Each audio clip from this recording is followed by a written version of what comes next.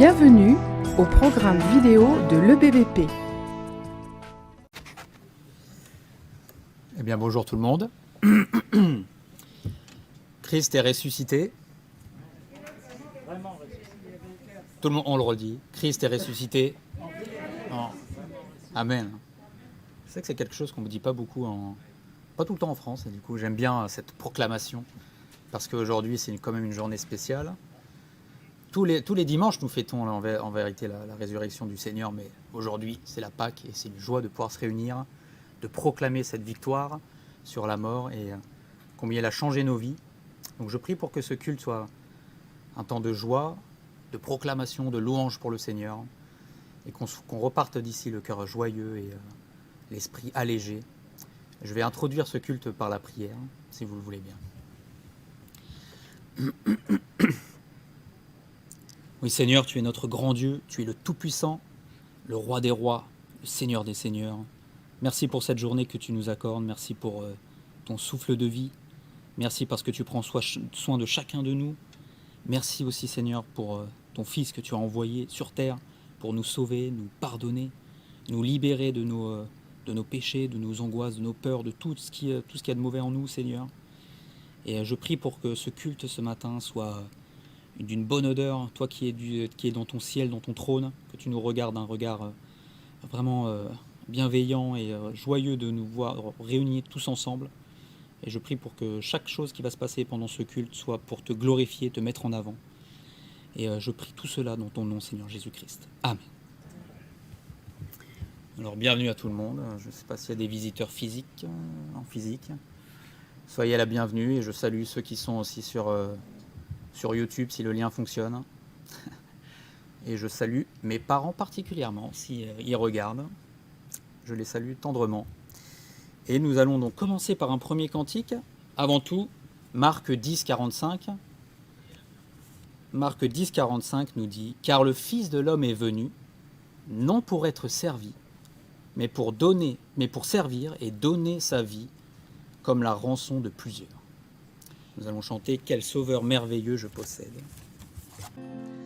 Quel sauveur merveilleux je possède, il s'est sacrifié pour moi, et sa vie innocente il cède, pour mourir sur l'infâme bois, attaché à la croix pour moi, attaché à la croix pour moi.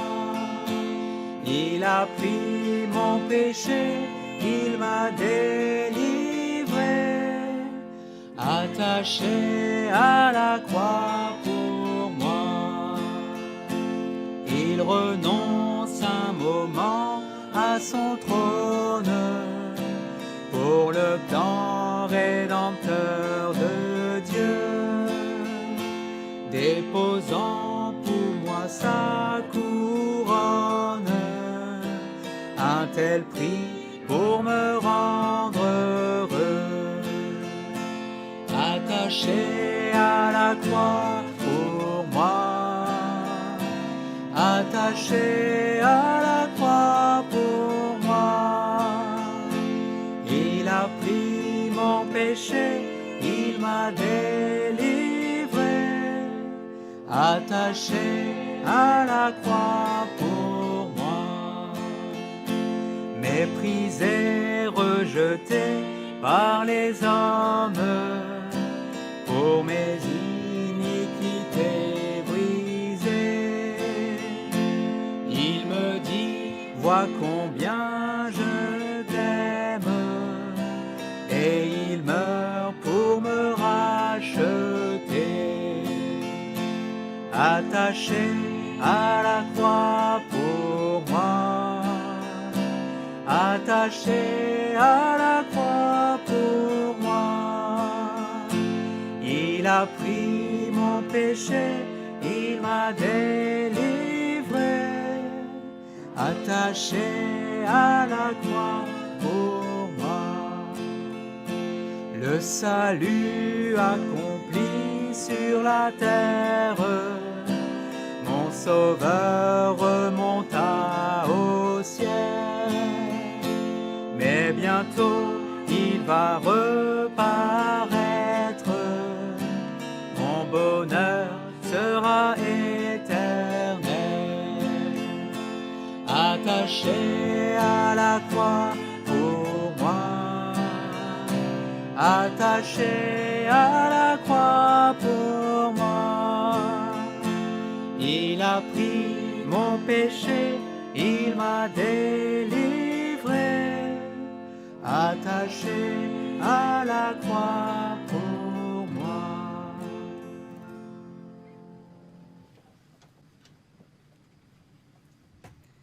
Nous voulons que ce culte soit en deux parties, une première partie consacrée à la mort de notre Sauveur et la deuxième partie à sa résurrection. Le Seigneur n'est pas mort comme un simple martyr, le pauvre victime de la méchanceté des hommes, même si c'est les hommes qui ont voulu le tuer. La Bible est claire, il a livré sa vie. Et nous avons chanté que le Seigneur, dans ce cantique, est venu mourir pour nous, il est venu être attaché à cette croix. Et j'aimerais souligner une pensée, c'est que Dieu a fait le premier pas envers nous. Il est descendu. Dieu n'est pas visible, il est lointain, il est caché. On sait qu'il y a un créateur parce qu'il y a la marque de sa création, mais on ne le voit pas, on ne l'entend pas. Mais il est descendu, il a fait ce premier pas en la personne de Jésus-Christ. Il a renoncé aussi à sa gloire pour prendre un corps, une vie d'homme, homme humble, un charpentier de Nazareth. Et dans cette humilité, il a revêtu la honte de nos péchés. Lui qui resplendissait de gloire, il a revêtu notre honte. Et sur la croix, il nous a aimés en livrant sa vie pour nous. Nous étions indignes, nous étions mauvais, mais il nous a aimés le premier. Comme dit la Bible, Dieu prouve son amour envers nous. Lorsque nous étions encore des pécheurs, nous étions des impies. Christ est mort pour nous. À peine mourrait-on pour un juste. Quelqu'un peut-être mourrait pour un homme de bien, mais lui, il est mort pour nous, des pécheurs. Et nous voulons l'adorer ce matin pour cette mort à notre place. Ce premier pas que le Seigneur a fait, nous voulons répondre en disant « Seigneur, je t'aime en retour ». Si je pouvais voir l'heure la plus noire, Jésus marchant vers Golgotha, jugé sans justice, conduit au supplice, noué sur une croix, la puissance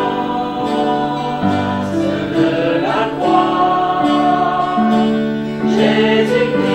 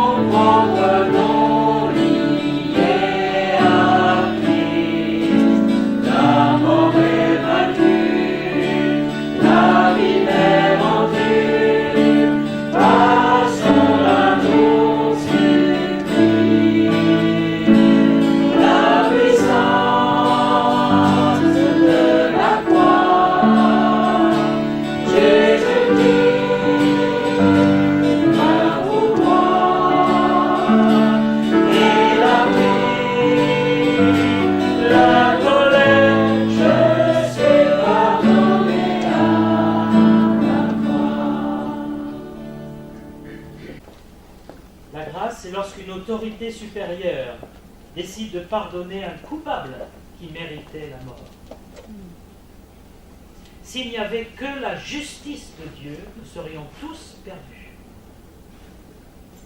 Tous condamnés, parce que nous avons tous désobéi à notre Créateur.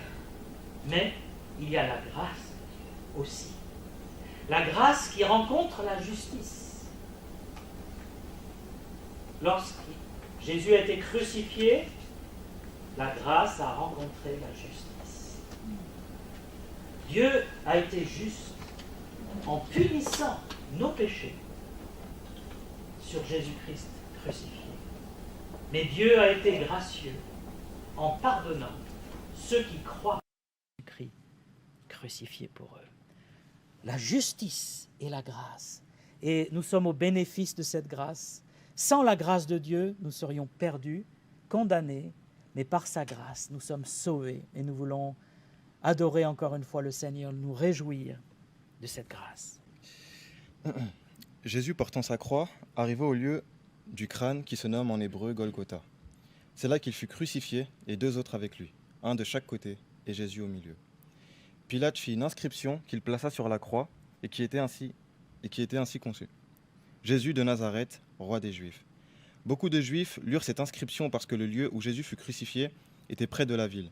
Elle était en hébreu, en grec et en latin. Les principaux sacrificateurs des Juifs dirent à Pilate « N'écris pas roi des Juifs, mais écris qu'il a dit « Je suis roi des Juifs ». Pilate répondit « Ce que j'ai écrit, je l'ai écrit ». Les soldats, après avoir crucifié Jésus, prirent ses vêtements et ils en firent 4 parts, une part pour chaque soldat. Ils prirent aussi sa tunique, qui était sans couture, d'un seul tissu, depuis le haut jusqu'en bas. Et ils dirent entre eux, ne la déchirons pas, mais tirons au sort à qui elle sera. Cela arriva, afin que s'accomplisse cette parole de l'Écriture. Ils se sont partagés mes vêtements, et ils ont tiré au sort ma tunique. Voilà ce que firent les soldats. Près de la croix de Jésus se tenaient sa mère et la sœur de sa mère, Marie, femme de Cléopas, et Marie de Magdala. Jésus, voyant sa mère, et auprès d'elle le disciple qu'il aimait, dit à sa mère, « Femme, voilà ton fils. » Puis il dit au disciple, « Voilà ta mère. » Et dès ce moment, le disciple l'a pris chez lui. Après cela, Jésus, qui savait que tout cela est déjà consommé, dit, afin que l'écriture soit accomplie, « J'ai soif. » Et il y avait là un vase plein de vinaigre. Les soldats en remplirent une éponge et, l'ayant fixée sur une branche d'hysope, ils l'approchèrent de sa bouche. Quand Jésus eut pris le vinaigre, il dit, « Tout est accompli. » Et baissant la tête, il rendit l'esprit. J'étais coupable, j'étais condamné, et vers la croix les soldats m'amenaient. Quand soudain la voix de Christ a dit, prenez-moi.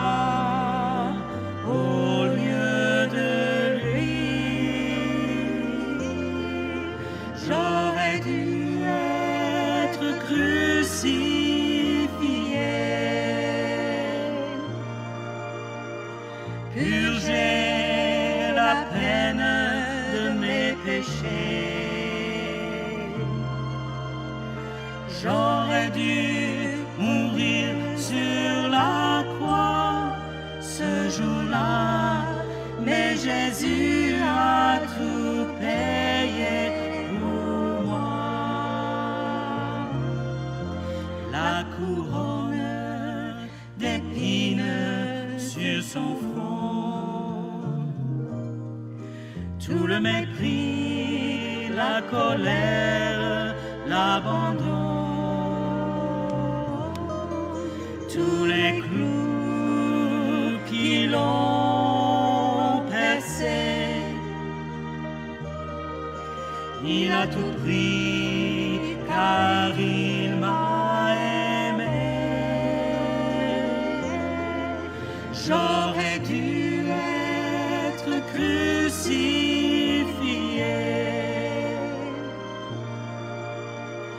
purger la peine de mes péchés. J'aurais dû mourir sur la croix ce jour-là, mais Jésus a tout payé pour moi. Mais Jésus a tout payé pour moi. Nous allons chanter un cantique « Quand j'ai vu tes mains ». C'est un cantique qu'on ne chante pas souvent, mais vraiment je vous invite, quand vous le chantez, à vraiment bien lire les paroles, parce que c'est un chant merveilleux qui nous rappelle tout ce qu'a fait le Seigneur et dans quel état il était. Donc.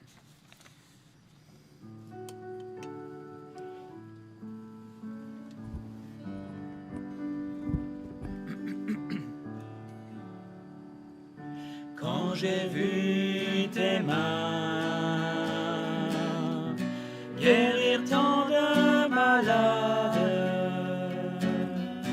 quand j'ai vu tes mains qui rompaient du pain pour nourrir tout autour de toi des milliers d'hommes,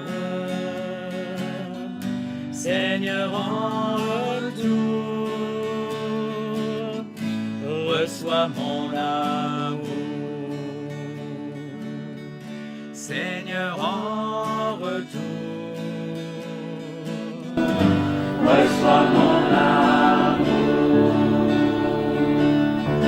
Quand j'ai vu tes pieds saigner de partout, quand j'ai vu tes pieds percés par les clous, pour sauver tout autour de toi des milliers d'âmes, Seigneur, en retour, reçois mon amour. Seigneur, en retour, reçois mon amour. Quand j'ai vu tes yeux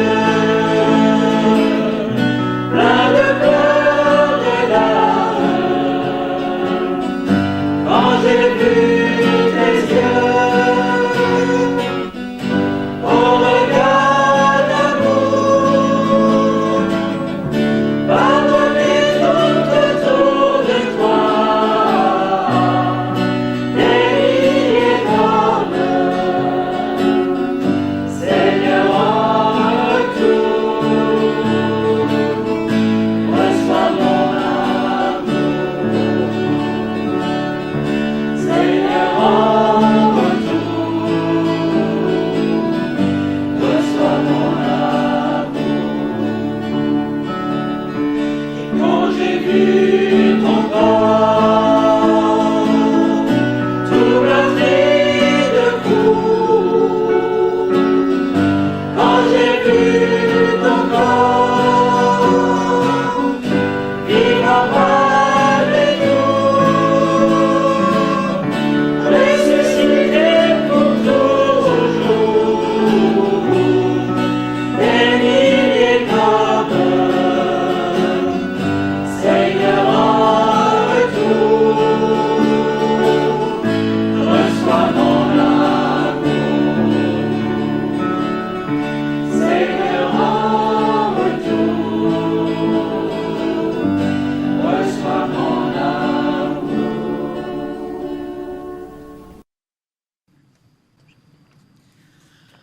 Un cantique que j'aime beaucoup parce que c'est vrai que le lieu de Golgotha, c'est un endroit où le Seigneur est mort, mais c'est aussi l'endroit où nous avons accès à la vie éternelle.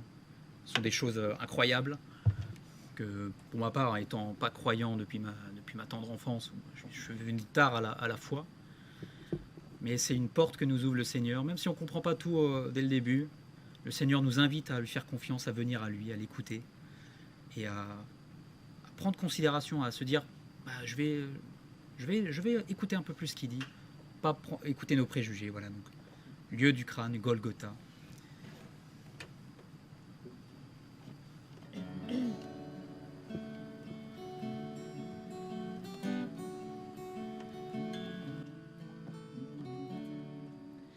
Golgotha, lieu du crâne, lieu de mort, lieu de vie, où la loi me condamne, mais le ciel me sourit.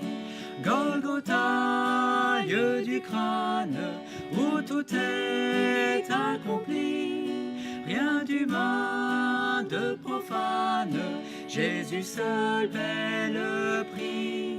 Rien d'humain, de profane, Jésus seul paie le prix. Golgotha, lieu étrange, où le doux et l'amer, en un divin mélange, ont uni leur saveur. Golgotha, lieu étrange, trait d'union avec Dieu, pour la terre et les anges, c'est la porte des cieux. Pour la terre et les anges, c'est la porte des cieux. Golgotha, lieu infâme, mais si doux à mon cœur, tu révèles et proclames le pardon aux pécheurs. Golgotha, lieu de grâce, là je peux m'approcher. Je vois Dieu face à face, lui me voit sans péché. Je vois Dieu face à face, lui me voit sans péché. Golgotha, don sublime, lorsqu'en notre faveur, il descend en l'abîme, en remonte vainqueur. Golgotha, la lumière peut enfin rayonner, à la gloire du Père, le Fils est élevé, à la gloire du Père, le Fils est élevé. Amen. Nous remercions notre Seigneur pour ce jour merveilleux où le monde chrétien célèbre justement la résurrection de notre Seigneur Jésus-Christ. Et nous, ce dimanche de Pâques, j'allais dire, coïncide bien évidemment au premier dimanche du mois où nous passons à la table, je veux dire, avec notre Seigneur Jésus-Christ. Et tout à l'heure, nous aurons la Sainte Seine, justement. Mais avant cela, je voudrais partager une toute petite pensée avec vous concernant la Sainte Seine. Ce que la Sainte Seine représente pour nous, l'importance de la Sainte Seine, il faudrait que nous le sachions.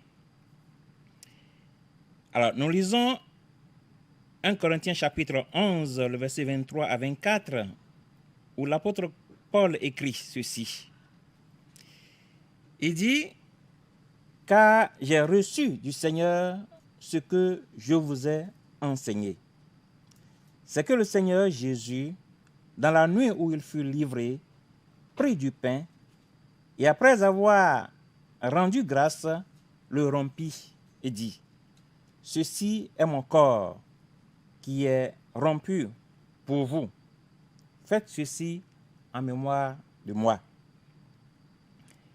Et donc la Sainte Seine que l'apôtre Paul appelle encore le repas du Seigneur ou la table du Seigneur fait partie des deux ordonnances que notre Seigneur Jésus-Christ nous a laissées. Et ces deux ordonnances, vous savez, le baptême et la Sainte Seine.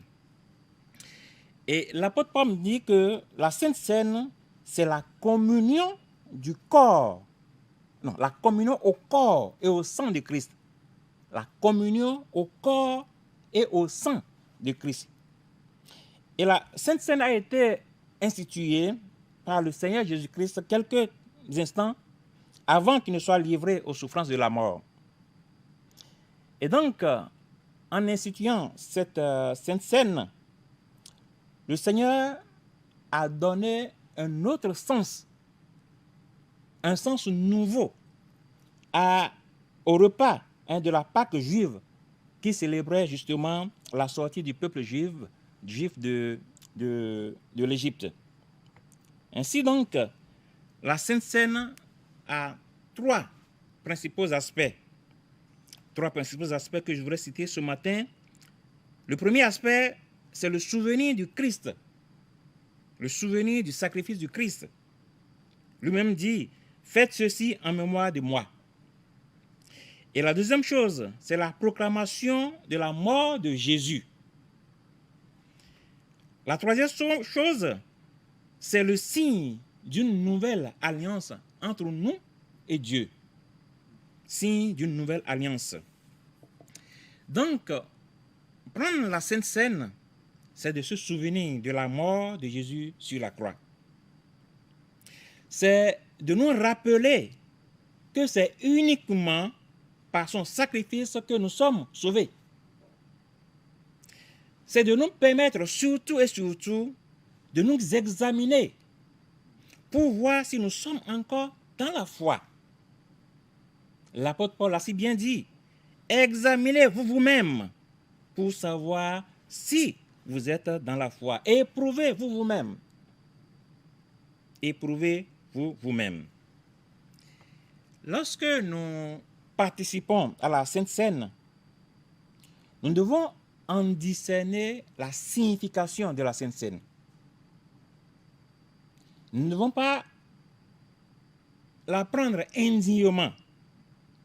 C'est pourquoi la Bible a dit qu'il a donné des avertissements. Et ces avertissements sont des avertissements très solennels. Il dit, celui qui mangera le pain ou boira la coupe du Seigneur indignement sera coupable envers le corps et le sang du Seigneur. Voyez-vous que ces Corinthiens avaient l'habitude de commémorer la Sainte Seine indignement, sans confesser leurs péchés, sans amour pour les frères, sans aucune humilité.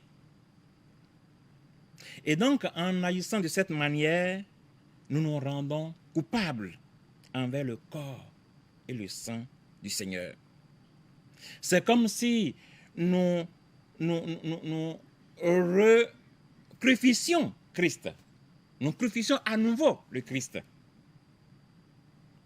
Et c'est ce qui n'est pas bien.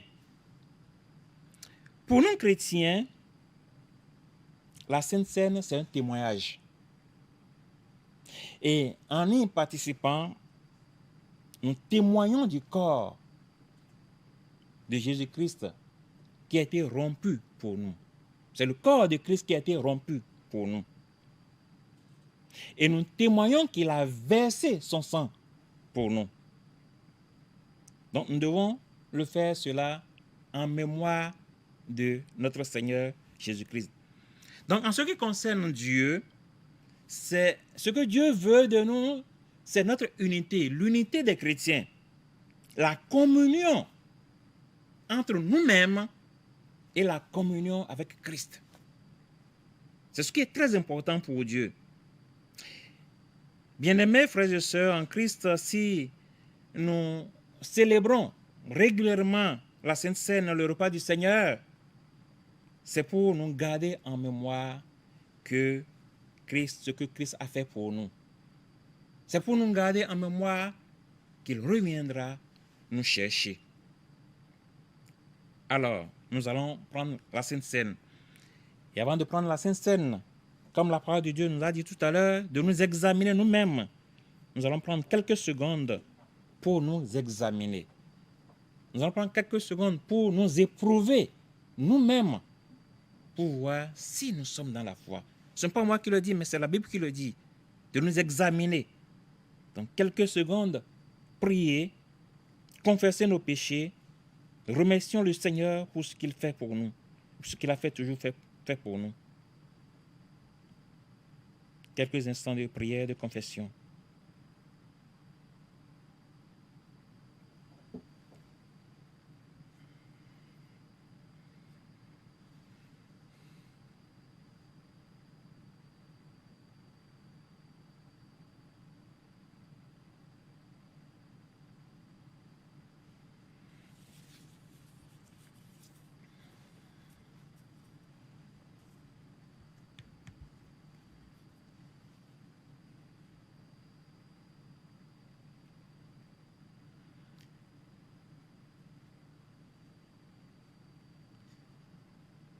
Seigneur Jésus, nous te remercions pour ton amour pour nous.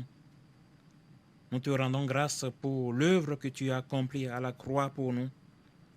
Nous bénissons ton très saint nom, Seigneur. Nous sommes venus à ta table maintenant pour célébrer ce repas avec toi. Seigneur, bénis-nous, bénis nos cœurs.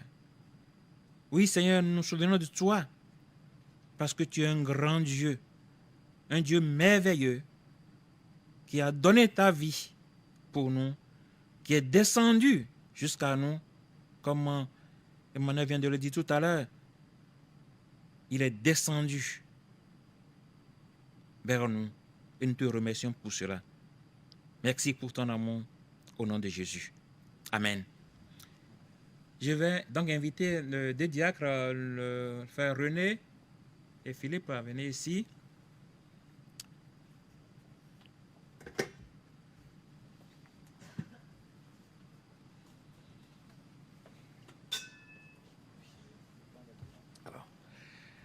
Je vais lire un texte. Ensuite, il prit du pain et après avoir rendu grâce, il le rompit et le donna en disant, « Ceci est mon corps qui est donné pour vous. Faites ceci en mémoire de moi. » Le premier jour de la semaine, Marie de Magdala se rendit au sépulcre dès le matin, comme il faisait encore obscur, et elle vit que la pierre était ôtée du sépulcre.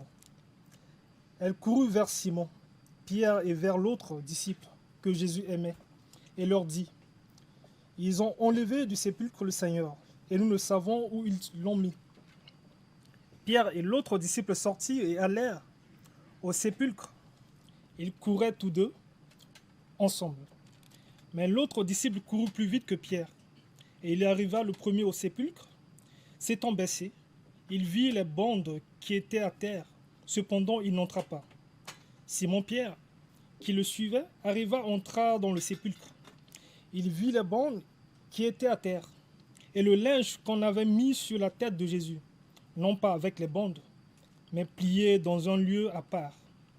Alors, l'autre disciple qui était arrivé le premier au sépulcre entra aussi, et il vit et il crut, car il ne comprenait pas encore que, selon l'Écriture, Jésus devait ressusciter des morts. Et les disciples s'en retournèrent chez eux. Cependant, Marie se tenait dehors près du sépulcre et pleurait. Comme elle pleurait, elle se baissa pour regarder dans le sépulcre, et elle vit deux anges, vêtus de blanc, assis à la place où avait été couché le corps de Jésus. L'un à la tête, l'autre aux pieds. Ils lui dirent, « Femme, pourquoi pleures-tu » Elle leur répondit, « Parce qu'ils ont enlevé mon Seigneur, et je ne sais où ils l'ont mis. » En disant cela, elle se retourna. Elle vit Jésus debout, mais elle ne savait pas que c'était Jésus. Jésus lui dit, « Femme, pourquoi pleures-tu? Qui cherches-tu » Elle, pensant que c'était le jardinier, lui dit, « Seigneur, si c'est toi qui l'as emporté, dis-moi où tu l'as mis, et je le prendrai. » Jésus lui dit, « Marie. » Elle se retourna et elle lui dit en hébreu, Rabouni, c'est-à-dire maître. Jésus lui dit, ne me touche pas, car je ne suis pas encore monté vers mon Père. Mais va trouver mes frères et dis-leur que je monte vers mon Père et votre Père, vers mon Dieu et votre Dieu. Marie de Magdala alla annoncer aux disciples qu'elle avait vu le Seigneur et qui lui avait dit ces choses.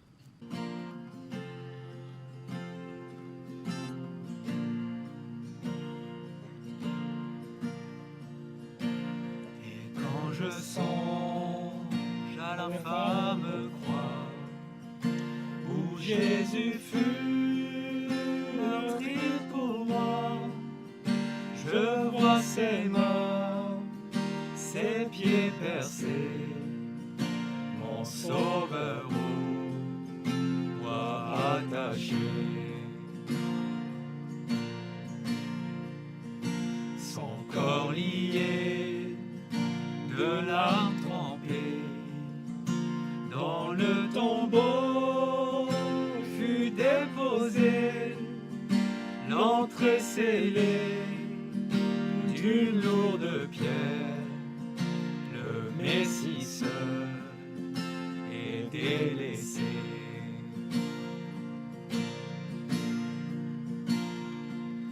Ô gloire au nom de notre Seigneur, gloire à son nom, à tout jamais, nous chanterons sans fin tes louanges. Ô gloire à toi, ô Dieu.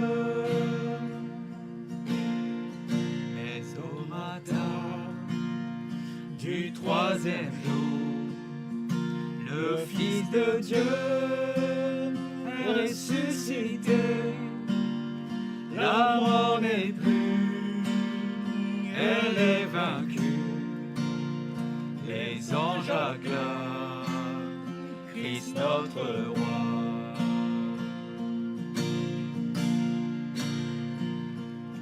Ô gloire au nom de notre Seigneur, gloire à son nom, à tout jamais, nous chanterons sans fin tes louanges. Ô gloire à toi, ô Dieu.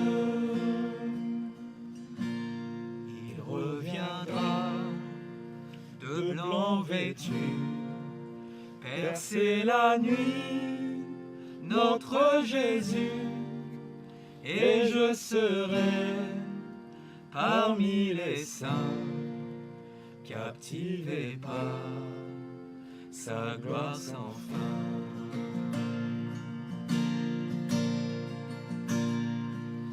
Ô gloire au nom de notre Seigneur, gloire à son nom, à tout jamais, nous chanterons sans fin tes louanges.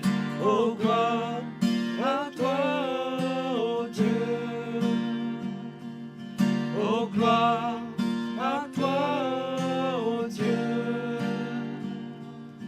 Ô gloire à toi, ô Dieu. J'aime beaucoup ce cantique.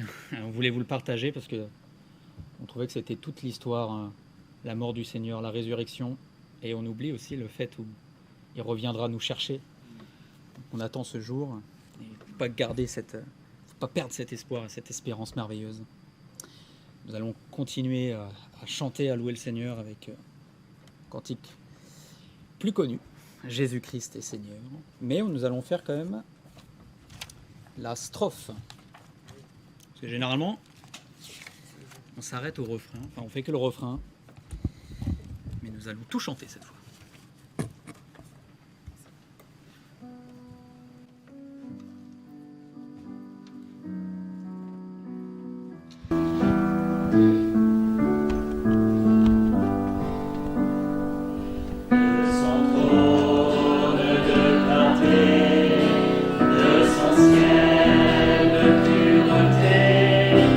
Jésus-Christ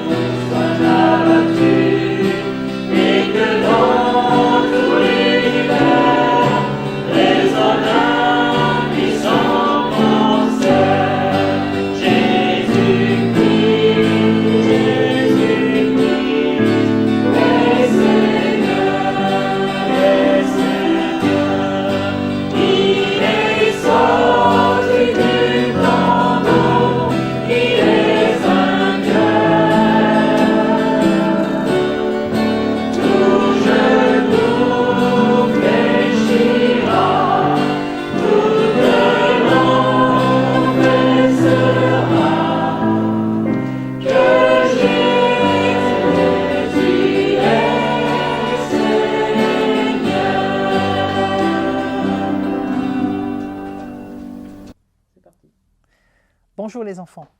Aujourd'hui, nous parlons de Pâques, mais je voulais parler de quelque chose d'un peu plus particulier par rapport à Pâques. C'est surtout comment croire à la résurrection alors que nous n'avons pas vu nous-mêmes la résurrection, nous n'avons pas vu Jésus-Christ ressuscité et vivant. En particulier, dans la Bible, il y a l'histoire de Thomas. Thomas, lui, n'a pas voulu croire que Jésus était vraiment ressuscité, alors que tous les disciples lui ont dit « Oui, nous avons vu Jésus-Christ ressuscité ». Il n'a pas voulu le croire, parce qu'il n'a pas vu Jésus de ses propres yeux. Que dit Jésus par rapport à la foi de Thomas? Il lui dit dans Jean 20, 29, « Heureux ceux qui n'ont pas vu et qui ont cru ». Je veux montrer donc deux façons de croire. Voilà, ici, j'ai, dans cette petite boîte qui est très jolie, j'ai un objet qui a plus de 1000 ans. Et je vous demande, est-ce que vous allez y croire? Et puisque aujourd'hui, où j'enregistre, je n'ai qu'Emmanuel Bozzi, Emmanuel Bozzi, est-ce que tu crois que là-dedans, j'ai un objet qui a plus de 1000 ans? Je ne sais pas, Hélène. Comment puis-je en être sûr? Écoute, moi je te l'affirme. Est-ce que tu me fais confiance? Alors, je te fais confiance parce que je te connais, tu dis toujours la vérité. Mais peut-être que tu voudrais être sûr en le voyant. Voilà, ça ne me Alors. suffit pas, j'ai besoin d'une confirmation. Alors viens ici, je vais te le montrer. Emmanuel, est-ce que tu crois que cet objet a plus de 1000 ans et est-ce qu'il est bien là? Alors oui, je vois bien cet objet en pierre et il a l'air très ancien en effet. Voilà, je vous le montrerai tout à l'heure. Merci Emmanuel. Et maintenant, si Emmanuel vous dit « je l'ai bien vu », vous allez le croire parce que lui, il l'a vu. Eh bien voilà, il y a deux façons de croire. Soit on croit sans avoir vu, soit on croit en ayant vu. Et Christ nous dit « heureux ceux qui ont cru sans voir ». Thomas, lui, ne voulait pas croire les autres disciples qui ont vu Jésus de leurs propres yeux. Il voulait voir Jésus lui-même avant de croire. C'est facile de croire quand on l'en voit. Mais Jésus dit « heureux ceux qui ont cru en lui sans le voir ». Maintenant, Jésus est au ciel. Nous ne pouvons pas le voir de nos propres yeux. Mais les disciples et beaucoup d'autres témoins l'ont vu. Vas-tu croire que Jésus est mort à la croix pour tes péchés et qu'il est vraiment ressuscité? Vas-tu le croire? Ou vas-tu continuer de douter comme Thomas avait fait? Alors, je vais te montrer ce qu'il y avait dedans. Dans cette petite boîte, il y avait une flèche en pierre. Cette flèche en pierre, c'est mon père qui l'a trouvée, qui l'a ramassée dans le désert. Et vu le type de flèche, je peux t'assurer qu'elle a plus de 1000 ans et que ce n'est pas quelqu'un qui l'a fabriquée récemment, mais vraiment qu'elle a été fabriquée à l'époque. Et maintenant, c'est à toi de croire que Jésus-Christ est vraiment ressuscité sans le voir.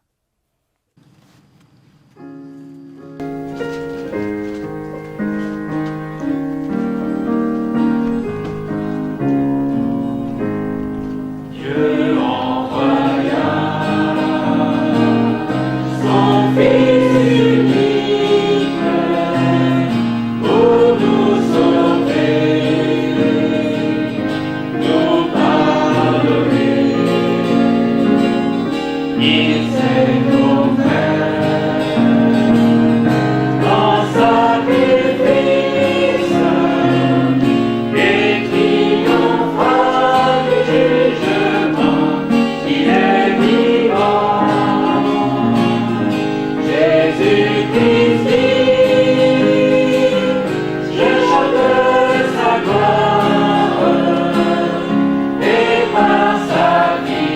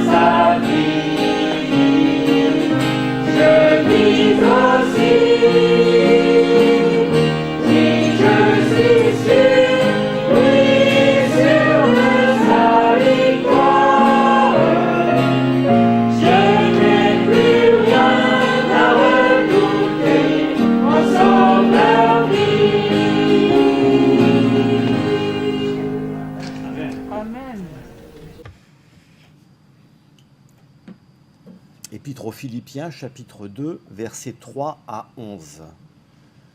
Que rien ne se fasse par esprit de parti ou par vaine gloire, mais que dans l'humilité, l'un estime l'autre supérieur à lui-même, chacun ne regardant pas à ce qui est à lui, mais chacun aussi à ce qui est aux autres. Qu'il y ait donc en vous cette pensée qui a été aussi dans le Christ Jésus, lequel étant en forme de Dieu, n'a pas regardé comme un objet à ravir d'être égal à Dieu, mais s'est anéanti lui-même, prenant la forme d'esclave, étant fait à la ressemblance des hommes, et étant trouvé en figure comme un homme. Il s'est abaissé lui-même, étant devenu obéissant jusqu'à la mort, et à la mort de la croix. C'est pourquoi aussi Dieu l'a haut élevé, et lui a donné un nom au-dessus de tout nom, afin qu'au nom de Jésus se ploie tout genou des êtres célestes, et terrestres, et infernaux, et que toute langue confesse que Jésus-Christ est Seigneur, à la gloire de Dieu le Père.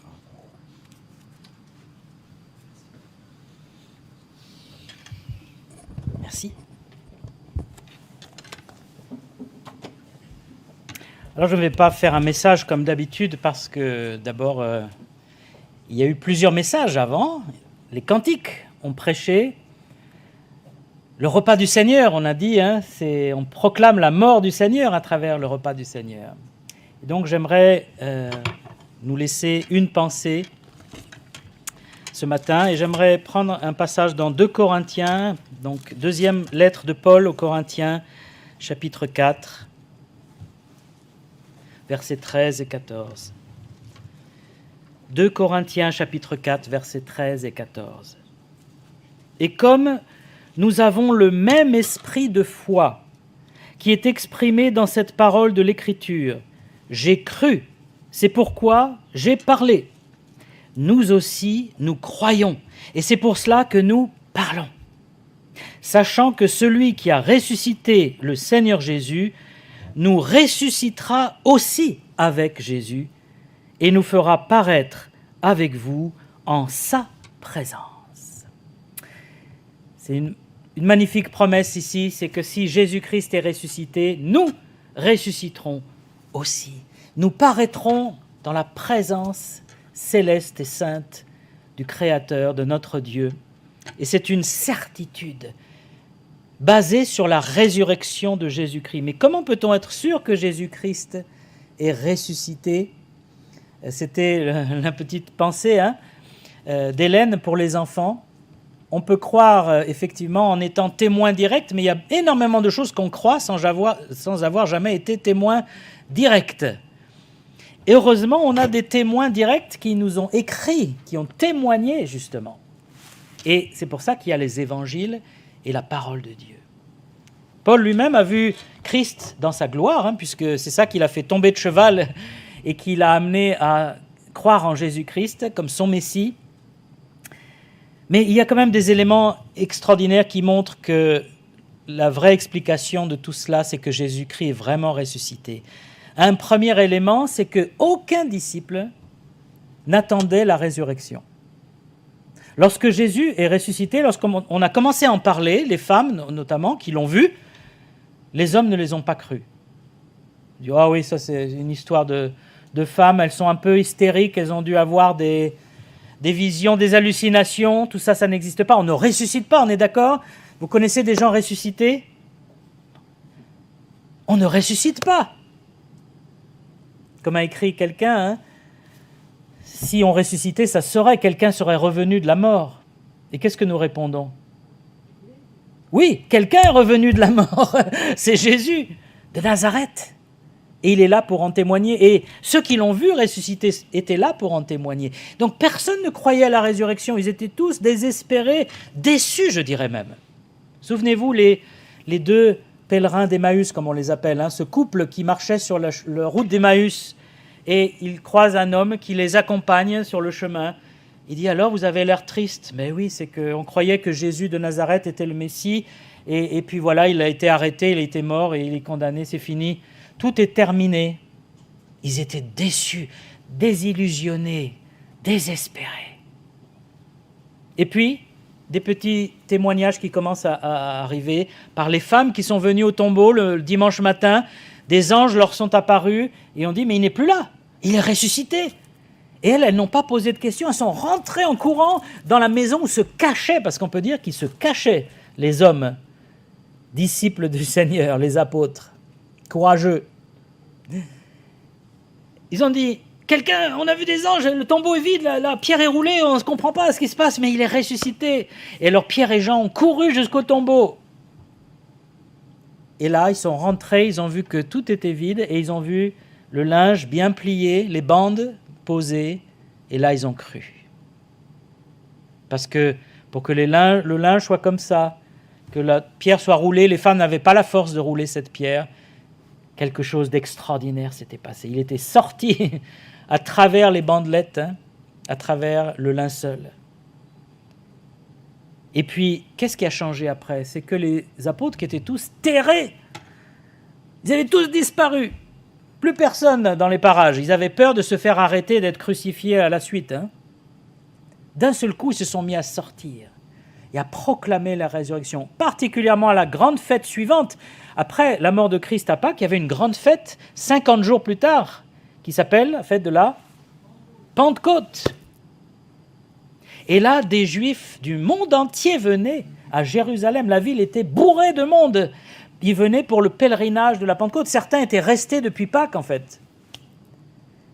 Et qu'est-ce qui se passe? Pierre et les apôtres se lèvent. Un grand vent souffle dans la ville. Tout le monde accourt, se demande qu'est-ce qui se passe. Et Pierre prêche. Et il leur dit, vous avez crucifié le Seigneur, mais Dieu l'a ressuscité des morts. Nous en sommes témoins. Qu'est-ce que la foule a fait? Est-ce qu'elle les a lapidés sur place?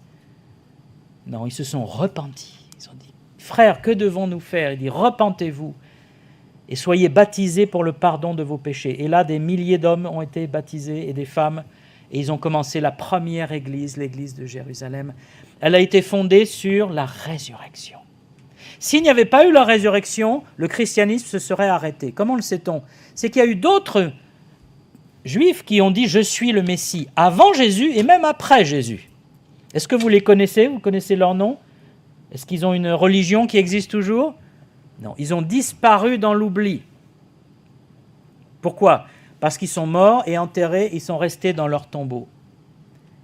La différence avec Yeshua, qui pourtant de ce petit village de Galilée, c'est que lui, il est vivant et ça a tout changé.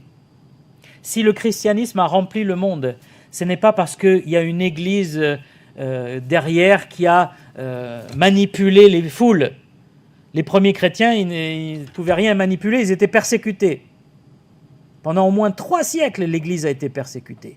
Et elle ne pouvait pas s'organiser. Quand on vous êtes persécuté, on ne peut pas faire des organisations, on ne peut pas avoir beaucoup d'argent, on est toujours en fuite, toujours dans la pauvreté, dans la clandestinité. Pendant 3 siècles, c'était le lot des chrétiens.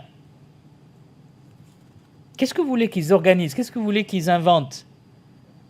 Ils n'ont fait que témoigner. Et en témoignant, ils gagnaient les cœurs. Pourquoi ils gagnaient les cœurs? Parce qu'il dit, nous avons l'esprit de foi qui dit, voilà, Christ est ressuscité. C'est vrai. Est-ce que nous avons ce même esprit de foi, cette même conviction? Est-ce que ce matin, vous êtes là, vous écoutez, peut-être vous avez des doutes sur la résurrection de Christ? Vous dites, bon, qu'il soit né, qu'il soit mort, mais la résurrection, c'est fort quand même. Mais si Dieu est Dieu, rien n'est trop difficile. Et surtout que Jésus-Christ, étant le Fils de Dieu, ne pouvait pas être retenu par la mort. La mort, c'est pour les pécheurs. La mort nous retient parce que nous sommes mauvais. Le salaire du péché, c'est la mort. Mais Christ était sans péché. La mort ne pouvait pas le retenir. Et surtout, les prophéties le disaient. Dans le psaume 16, il dit « Tu ne permettras pas que ton bien-aimé voie la corruption », c'est-à-dire que son cadavre pourrisse, en des mots très, très crus. Et Jésus n'est pas resté suffisamment longtemps. Chez les Juifs, on constatait le décès final le 4e jour, parce que c'est le 4e jour que ça a commencé à sentir. Vous vous rappelez, Lazare, Ça faisait 4 jours qu'il était en tombeau, il dit, ça commence à sentir.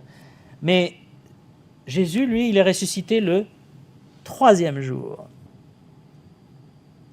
Il n'a pas connu cette corruption du corps, il n'a pas pourri dans le tombeau, parce qu'il est le Fils unique de Dieu.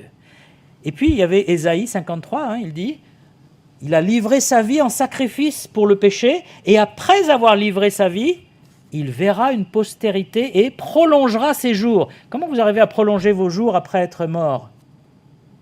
Il n'y a pas 36 moyens, il faut ressusciter. Et ces prophéties des siècles avant Jésus-Christ annonçaient que le Messie ressusciterait. Mais personne ne l'attendait, personne n'y a cru. Ce qui pour moi est une sorte de preuve indirecte que les évangiles sont véridiques. Si les évangiles avaient été composés après en inventant toute la légende autour de Jésus, ils auraient mis des disciples qui, au moment où Jésus ressuscite, disent « Ben oui, il avait dit, regarde, on s'en rappelle ». Parce que Jésus l'a annoncé plusieurs fois aux disciples. Il leur dit, vous savez, je vais aller à Jérusalem, on va m'arrêter, je vais être livré aux sacrificateurs, ils vont me condamner à mort et je vais ressusciter le 3e jour. Moi, si quelqu'un me disait ça, ça m'interpellerait. Comme, tu deviens fou, qu'est-ce qui te passe pas? Et je pense qu'ils n'ont pas osé dire à Jésus, tu deviens fou. Je pense que c'est pour ça qu'ils n'ont pas réagi. Mais ils devaient le penser. Dire, bon, là, il est un petit peu mystique. Il fait sa crise mystique, on ne va rien lui dire. Mais ils n'ont pas cru une seconde qu'il allait ressusciter parce que quand il est mort, ils ont dit c'est terminé. La preuve qu'il est vraiment ressuscité, indirecte, c'est qu'après ils ont proclamé la résurrection, ils sont allés jusqu'à la mort.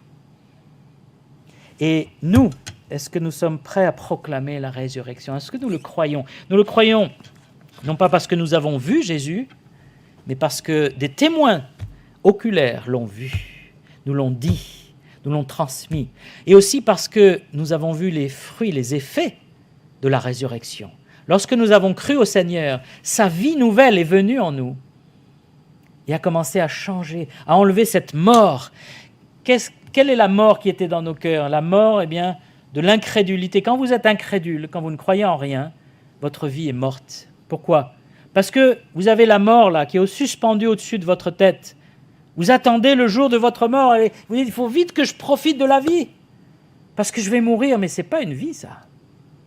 Et puis la vanité de cette existence sans Dieu, le vide abyssal, les loisirs, les vacances, c'est ça qui remplit notre vie. Il y a des choses tellement plus fortes, plus profondes. L'amour, la paix, la joie, la pureté, la justice, le bien. Et ça, on l'a trouvé en Jésus-Christ ressuscité. Et maintenant, nous savons que s'il est ressuscité, nous ressusciterons aussi. La mort n'est plus notre ennemie. Elle est vaincue. Elle peut venir frapper à notre porte. On peut lui répondre. Écoute, si tu viens me chercher, tu ne vas pas me garder longtemps, parce que j'appartiens au Seigneur ressuscité. Je vais traverser la mort pour entrer dans la vie éternelle, dans la présence, il dit, du Seigneur. Quelle promesse nous avons! Ne nous désespérons pas, ne nous décourageons pas, ne soyons pas abattus, peu importe les circonstances dans lesquelles nous devons vivre. Nous avons la vie éternelle. Et ça n'a pas de prix.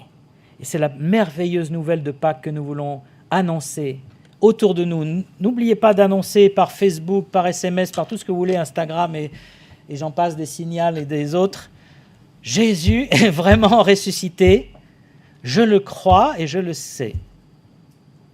Et que Dieu soit glorifié par votre témoignage et que l'Église croisse comme elle a cru dans les premiers siècles. Merci.